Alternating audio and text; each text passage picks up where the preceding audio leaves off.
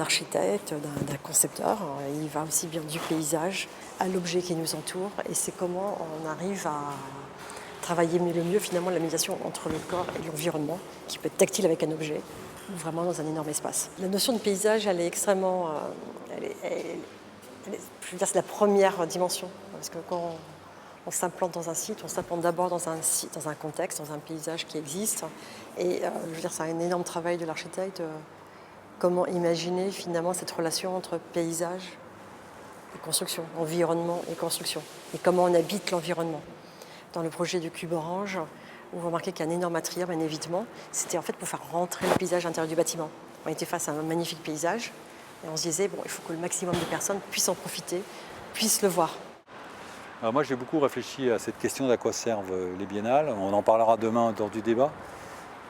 Je pense qu'elles servent à plusieurs niveaux.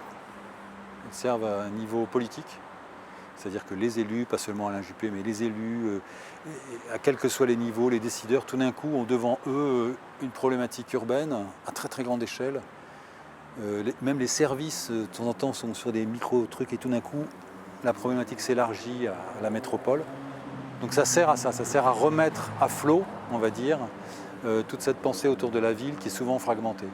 Ensuite, ça sert à un deuxième niveau qui est le niveau habitant, où pour eux, c'est une découverte que ces problématiques qui leur paraissent lointaines de temps en temps, mais qu'ils subissent tous les jours, qu'à la fois c'est très proche, à la fois c'est lointain.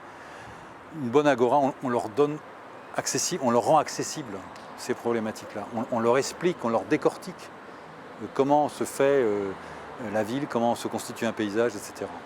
Et le troisième niveau, qui est vraiment un niveau très plutôt personnel, c'est que ça fait avancer ceux qui le font, c'est-à-dire les commissaires d'expo et son équipe. Et d'une certaine manière, ça fait avancer une pensée. Moi, je sais, quand j'ai fait Agora 2008, j'avais des choses en germe dans ma tête. Il y a un livre qui est sorti à cet issue-là. Et après Agora 2008, ma pensée était plus claire.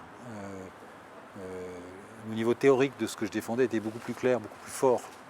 Et du coup, on progresse, on passe une étape. Et avec moi, quand une agence progresse, il y en a d'autres qui progressent. Si vous voulez. Vous avez le discours. Et si vous n'avez pas Agora, vous n'avez pas cette progression possible.